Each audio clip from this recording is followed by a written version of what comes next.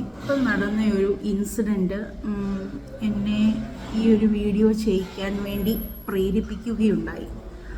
അതായത് ഞാനിപ്പോൾ നാട്ടിലാണ്, ഒരു എക്സാമിന് വേണ്ടി വന്നതാണ്. അപ്പോൾ ഇന്ന് എന്താണെങ്കിലും ഒന്ന് ഭരണങ്ങാനം, അരുവിത്തറ ഒക്കെ വന്ന് പ്രാർത്ഥിക്കാം. ജനിച്ചു വളർന്ന നാടല്ലേ, അപ്പം അൽഫോൻസാമ്മയുടെ അടുത്തും, എൻ്റെ പേരിന് കാരണഭൂത അൽഫോൻസാമ്മയാണ്, അപ്പോൾ അൽഫോൻസാമ്മയുടെ അടുത്തും പിന്നെ അരുവിത്തറ വലിയച്ഛൻ്റെ അടുത്തും വന്ന് പ്രാർത്ഥിക്കാം എന്നൊക്കെ കരുതി വന്നതാണ്. ഇപ്പം ഞാൻ ഈരാറ്റുപേട്ടയിലാണുള്ളത്. ഇപ്പം ഞാൻ അരുവിത്തറപ്പള്ളി പോയിട്ട് വന്നതേ ഉള്ളൂ.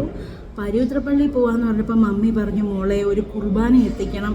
നമ്മുടെ ചാച്ചൻ പണ്ട് എല്ലാ വർഷവും ഒരു കുർബാന എത്തിക്കുമായിരുന്നു. അപ്പം ചാച്ചൻ പറഞ്ഞതല്ലേ, ഒരു പാട്ട് കുർബാന തന്നെ എത്തിക്കാമെന്ന് ഞാൻ കരുതി.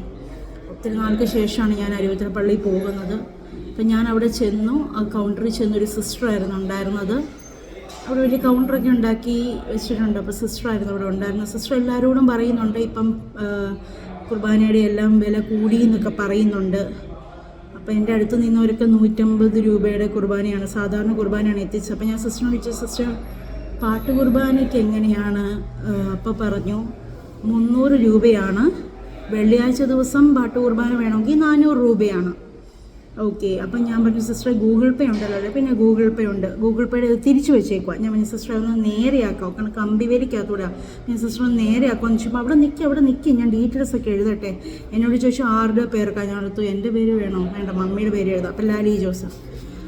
പിന്നെ അപ്പം നിയോഗം വല്ലതും ഉണ്ടോ? ഇപ്പം എന്ത് നിയോഗം? ഞാൻ പറഞ്ഞു, കൊച്ചുമക്കൾക്ക് വേണ്ടി ഞങ്ങൾ നിയോഗം വെച്ചു. അപ്പം അതെല്ലാം എഴുതി കഴിഞ്ഞപ്പം ഞാൻ എത്ര രൂപയാണ് സിസ്റ്റർ എഴുതിയെന്ന് നോക്കിയില്ല. അപ്പോൾ സിസ്റ്റർ എന്നോട് ചോദിച്ചായിരുന്നു, ആദ്യമേ തന്നെ എഴുതുന്നതിന് മുമ്പേ ചോദിച്ചായിരുന്നു, ഡീറ്റെയിൽസ് എഴുതുന്നതിന് മുമ്പേ ചോദിച്ചായിരുന്നു ഏത് കുർബാനയാണ്. അപ്പം ഞാൻ പറഞ്ഞു 300 രൂപയുടെ പാട്ട് കുർബാനയാണ് സിസ്റ്റർ എന്ന് പറഞ്ഞായിരുന്നു. അപ്പോൾ അതൊക്കെ കഴിഞ്ഞ ഡീറ്റെയിൽസ് എല്ലാം എഴുതി കഴിഞ്ഞപ്പം പറഞ്ഞു, ഇനി അതങ്ങ് തിരിച്ചു വെച്ചിട്ട് പറഞ്ഞു, ഇനി 400 രൂപ അടച്ചോളാൻ പറഞ്ഞു. പെട്ടെന്ന് എൻ്റെ ഇന്നസെൻറ്റ് മനസ്സിൽ ഞാൻ ഓർത്തു, ദൈവമേ ഇനി കുർബാനയ്ക്കും നാട്ടിൽ GST ആയോ എന്ന് ഞാൻ വിചാരിച്ചു.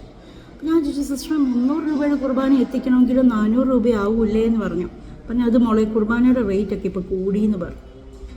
വേറൊന്നുമല്ല, അരുവിത്തറ വലിയച്ഛൻ്റെ അവിടെ ഞാൻ എത്രയോ വർഷം കഴിഞ്ഞിട്ടാണ് വരുന്നത്. ഇപ്പം 1500-ൻ്റെ കുർബാന എത്തിക്കണമെന്ന് പറഞ്ഞാലും പൈസ കൊടുക്കാൻ എനിക്ക് ഒരു മടിയില്ല.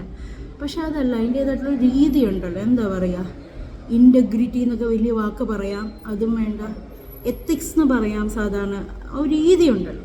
സിസ്റ്റർ ആദ്യമേ തന്നെ പറഞ്ഞാൽ മതിയായിരുന്നു 400 രൂപയെന്ന് പറയുമായിരുന്നെങ്കിൽ നമുക്കത് ഇല്ല, കുഴപ്പമില്ലായിരുന്നു. ഇത് 300 രൂപ എന്നൊക്കെ പറഞ്ഞ് എഴുതി കഴിഞ്ഞിട്ട് അടയ്ക്കാൻ നേരം 400 രൂപ. ചെറിയ കാര്യമാണ്, പക്ഷെ അത് ശരിയാണോ? എനിക്കത്ര ശരിയായിട്ട് തോന്നിയില്ല. ഈ +2 വരെയൊക്കെ വേദപാഠവും പഠിച്ച് വേദപാഠത്തിന് വരെ റാങ്കും ചെറുപ്പം മുതലേ മേടിച്ച് നല്ല സത്യക്രിസ്ത്യാനിയായിട്ട് ഇപ്പോൾ ജീവിച്ചുകൊണ്ടിരിക്കുകയാണ്. അപ്പോൾ അങ്ങനെ എപ്പോഴും കുർബാനയ്ക്ക് പോയില്ലെങ്കിലും ഭയങ്കര വലിയ വിശ്വാസിയൊന്നും ആയിട്ട് പ്രകടിപ്പിക്കുന്നില്ലെങ്കിലും പ്രത്യേകിച്ചൊന്നും അങ്ങനെ വലിയ വിശ്വാസസംബന്ധമായ ധ്യാനത്തിനൊന്നും പോകുന്നില്ലെങ്കിൽ പോലും നേരും നിറയ്ക്കുമാണ് ജീവിക്കുന്നത്. അപ്പോൾ അങ്ങനെയുള്ള എനിക്കത് അത്ര ഇഷ്ടപ്പെട്ടില്ല. അപ്പോൾ സാധാരണ കൗണ്ടറിലുള്ള ഒരു മനുഷ്യൻ ചെയ്തെങ്കിലും തട്ടിപ്പാന്ന് കരുതാം. ഒരു സിസ്റ്റർ വെള്ള വസ്ത്രം നിന്ന് ഇത് ചെയ്യുമ്പം ശരിയാണോ?